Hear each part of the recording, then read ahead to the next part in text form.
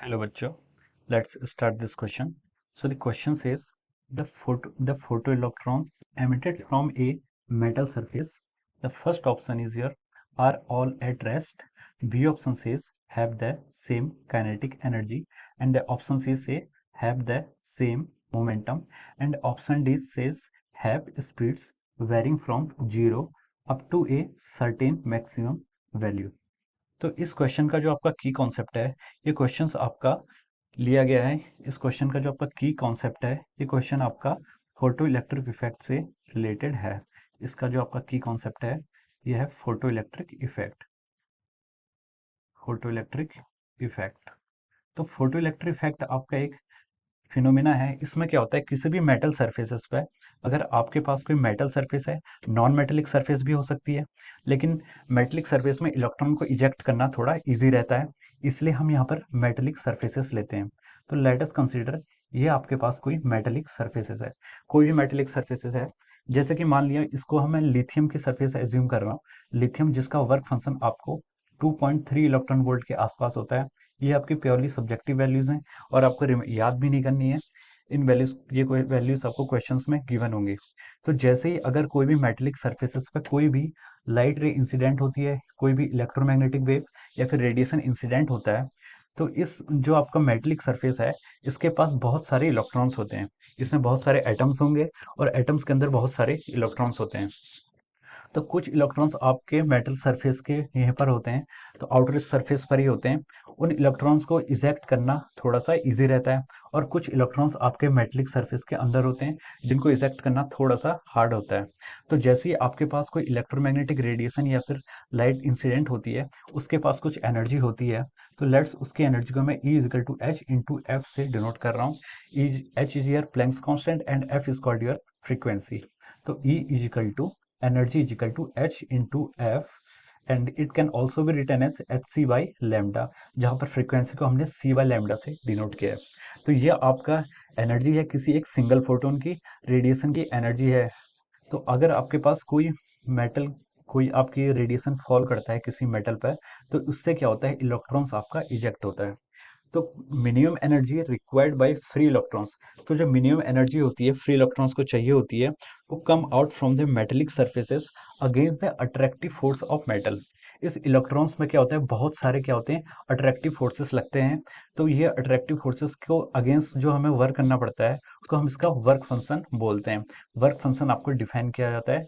तो work function क्या होता है कि जितनी आपको मिनिमम एनर्जी चाहिए होती है किसी भी इलेक्ट्रॉन को उस मेटेलिक सरफेस से बाहर निकालने के लिए, उस मिनिमम एनर्जी को हम उसका वर्क फंक्शन डिफाइन करते हैं। इसकी वैल्यू हर मेटल टू मेटल क्या करती है, डिफर करती है। जैसे ही हम प्रेडिक्टेबल में नीचे की तरफ आते हैं, तो मेटेलिक करेक्टर आपके इंक्रीज होते हैं। मेटेलिक करेक्टर आके अगर आपके इंक्रीज होंगे, तो उनका वर्क फंक्शन क्या होता है, उतना ही कम होता जाता है।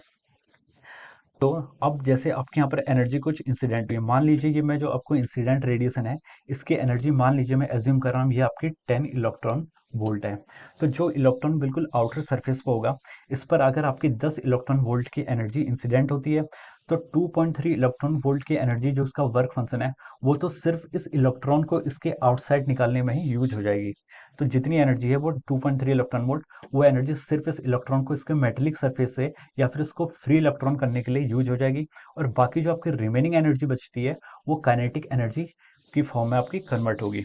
तो अगर मैं इसको यहाँ पर लिखूं कि kinetic energy is equal to total energy आपकी जो इंसिडेंट हुई है, जो रेडिएशन की एनर्जी है, ई माइनस ऑफ फाई किसके लिए डिनोट किया मैंने यहाँ पर, वर्क फंक्शन से। इसको कहीं कहीं डब्ल्यू से भी डिनोट करते हैं। तो this is the kinetic energy is equal to E minus five. अब आप देखिए कि अगर इस पे क्या होता है कि जितनी भी आपकी एनर्जी इंसिडेंट हुई है, तो इस इलेक्ट्रॉन्स ने वो एनर्जी एब्जॉर्ब करी और उसके बाद ये तुरंत निकल जाता है। तो इसकी जो काइनेटिक एनर्जी होगी, वो क्या होगी, मैक्सिमम काइनेटिक एनर्जी होगी। इस काइनेटिक एनर्जी को हम क्या बोलेंगे, काइनेटिक एनर्जी मैक्सिमम। तो और कुछ इलेक्ट्रॉन्स ऐसे होते हैं जो आपके अंदर हैं, तो ये बाहर इन पर जैसे 10 इलेक्ट्रॉन वोल्ट के रेडिएशन इन पर भी इंसिडेंट हुआ, इसने एक फोटोन इलेक्ट्रॉन ने एब्जॉर्ब किया। और कुछ इलेक्ट्रॉन जो उसके अंदर होते हैं, ये इस एनर्जी को एब्जॉर्ब करके सरफेस से बाहर निकलते हैं।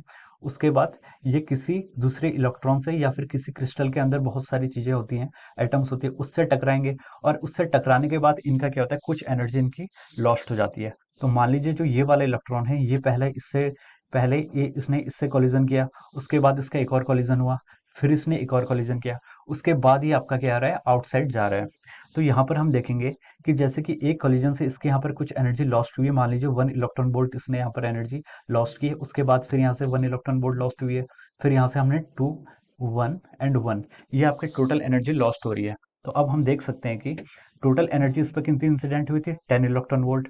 तो अगर हम यहाँ पर इसकी काइनेटिक एनर्जी को कैलकुलेट करें, तो इसकी काइनेटिक एनर्जी आएगी, टोटल एनर्जी आपके यहाँ पर इंसिडेंट हुई थी 10 इलेक्ट्रॉन वोल्ट, उसके बाद 1 इलेक्ट्रॉन वोल्ट फर्स्ट कॉलिजन में लॉस हुई है, सेकंड भी 1 इलेक्ट्रॉन वोल्ट हुई है, और थर्ड कॉलिजन में इसकी 2 इलेक्ट्रॉन वोल्ट हुई है। उसके बाद ये इलेक्ट्रॉन आपके मेटेलिक सरफेस से बाहर आया। तो हम कह सकते हैं कि 1 + 1 2, 2 + 2 4। तो उसकी जो 4 इलेक्ट्रॉन वोल्ट एनर्जी है, वो सिर्फ कॉलिजन में ही इसकी क्या हो गई है, वेस्ट हो गई है। और इसके बाद इसको मेटेलिक सरफेस से बाहर आने के लिए भी कुछ एनर्जी चाहिए होती है, जो हमने वर्क फंक्शन से डिफाइन किया है, उसकी वैल्यू है -2.3। उसकी वैल्यू कितनी है, -2.3। तो अगर हम इसको सब्ट्रैक्ट करें, 10 - 4 6, 6 - 2 इसकी वैल्यू आपकी आ जाती है 3.7 इलेक्ट्रॉन वोल्ट। तो इसकी काइनेटिक एनर्जी कितनी होगी, 3.7 इलेक्ट्रॉन वोल्ट। और अगर मैं इस इलेक्ट्रॉन्स की बात करूं, जो इलेक्ट्रॉन्स आपका बिल्कुल आउटर सरफेस पे है, तो इस पे क्या होता है, इसमें हम देख सकते हैं इसकी एनर्जी, आपकी काइनेटिक एनर्जी मैक्सिमम आएगी। और इसकी मैक्सिमम काइनेटिक एनर्जी की वैल्यू कितनी होगी, इस पर 10 इलेक्ट्रॉन्स वोल्ट की एनर्जी आपकी इंसिडेंट हुई है, माइनस जो इस मेटल का वर्क फंक्शन था कितना, 2.3 इलेक्ट्रॉन वोल्ट। इसकी वैल्यू अगर हम इसको सब्ट्रैक्ट करें, 10 - 2.3, तो इसकी वैल्यू आएगी आपकी 7.7 इलेक्ट्रॉन वोल्ट। तो 7.7 इलेक्ट्रॉन वोल्ट इसकी काइनेटिक एनर्जी है, उस इलेक्ट्रॉन की जो क्या है आपका आउटर सरफेस पर है। और कुछ इलेक्ट्रॉन्स ऐसे होते हैं जो क्या होते हैं, आपके इनसाइड होते हैं, तो और कुछ वो कलिजन कर लेते हैं, जिसके कारण उनकी एनर्जी क्या हो जाती है, थोड़ी लॉस्ट हो जाती है।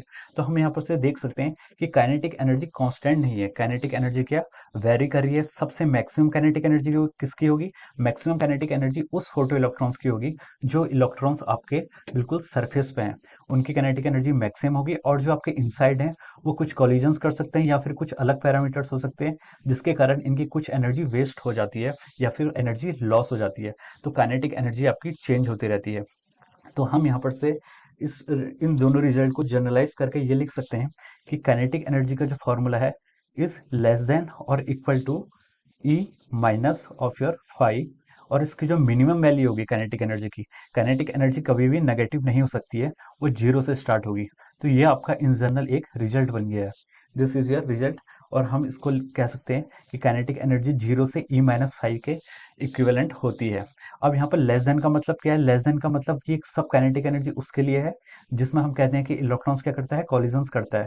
और इक्वल टू का मीनिंग यहाँ पर ये उस इलेक्ट्रॉन्स के लिए है जो इलेक्ट्रॉन्स बिल्कुल आउटर सरफेस पे था, जिसने आउटर सरफेस पे था, और जिसकी इलेक्ट्रॉन्स जो आपका आउटर सरफेस पे था, और वो आराम से यहाँ से निकल सकता है, उसको किसी प्रकार का कोई कॉलिजन नहीं करना पड़ेगा, जिससे उसकी कोई भी एनर्जी लॉस नहीं होगी। तो ये आपका इन जनरल रिजल्ट आ चुका है।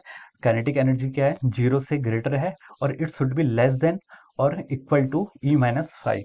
तो अब हम इसमें एक क्वेश्चन में एक चीज और दी गई है, फोटो इलेक्ट्रॉन्स क्यों कहते हैं इन्हें। फोटो इलेक्ट्रॉन्स इन्हें इसलिए कहते हैं क्योंकि यहाँ पर जो आपके इलेक्ट्रॉन्स एमिट हो रहे हैं, यहाँ पर आपका लाइट रे से कोई इंसिडेंट हुई है, लाइट रे इंसिडेंट हुई है, तो ये इलेक्ट्रॉन्स जो रिलीज हो रहे हैं, इनके पीछे का मोटिव यह है कि इनमें क्या होती है, लाइट की फॉर्म में एनर्जी पड़ रही है, कोई रेडिएशन गिर रहा है या फिर यहाँ पर ईएम वेव गिर रही है, जिसके कारण यहाँ पर इलेक्ट्रॉन्स एमिट हो रहे हैं। और इसलिए इसको फोटो इलेक्ट्रॉन्स कहते हैं। इलेक्ट्रॉन्स और भी बहुत तरीके से निकाल सकते हैं, जैसे कि कुछ थर्मल इफेक्ट भी होते हैं, जैसे इसको हीट करेंगे मेटल्स को तो भी इलेक्ट्रॉन्स निकलते हैं, तो वो थर्मल इलेक्ट्रॉन्स की फॉर्म में होते हैं। तो now come out to the option. तो इसमें क्वेश्चन में था the photo electrons emitted from a metal surface are all at rest. तो ये रेस्ट पे सारे नहीं होते, यहाँ पर लिखा है आर ऑल एट रेस्ट। तो कुछ इलेक्ट्रॉन्स क्या होते हैं, यहाँ पर रेस्ट पे हो सकते हैं, लेकिन सारे रेस्ट पे नहीं हो सकते। तो ऑप्शन ए जो आपका है, ऑप्शन ए आपका यहाँ पर से फॉल्स हो जाएगा। फॉल्स क्यों होगा, क्योंकि कुछ इलेक्ट्रॉन्स आपके क्या हो सकते हैं, रेस्ट पे हो सकते हैं। वो इलेक्ट्रॉन रेस्ट पे होंगे जिन पे आपकी कुछ इलेक्ट्रॉन्स ऐसे हैं, जैसे कि आपका इसका वर्क फंक्शन 2.3 इलेक्ट्रॉन वोल्ट है। और अगर आपने जो इंसिडेंट रेडिएशन इंसिडेंट किया है, उसकी में भी एनर्जी कितनी है, 2.3 इलेक्ट्रॉन वोल्ट है। तो उसकी जितनी भी एनर्जी होगी, वो एनर्जी इलेक्ट्रॉन्स को बाहर निकालने में ही मेटल सरफेस से यूज हो जाएगी, उसके पास बिल्कुल भी काइनेटिक एनर्जी नहीं आएगी। अगर हम इसकी काइनेटिक एनर्जी कैलकुलेट करें, kinetic energy is equal to E - of your 5।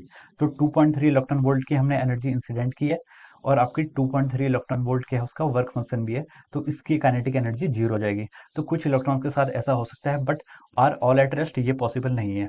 अब हम मूव करते हैं नेक्स्ट सेकंड ऑप्शन पे। सेकंड ऑप्शन बोल रहा है कि have the same kinetic energy, this result is also not true. Same kinetic energy नहीं, काइनेटिक एनर्जी आपकी वेरी करती है 0 से E-5 के बीच में। अब हम देखते हैं ऑप्शन सी। ऑप्शन सी बोलता है कि हैव द सेम मोमेंटम। तो मोमेंटम भी सेम नहीं हुआ। हमें पता है कि एनर्जी और मोमेंटम का जो रिलेशन है E=p²/2m। तो हमें ये पता है कि एनर्जी जो है, ये एनर्जी आपकी काइनेटिक एनर्जी होती है।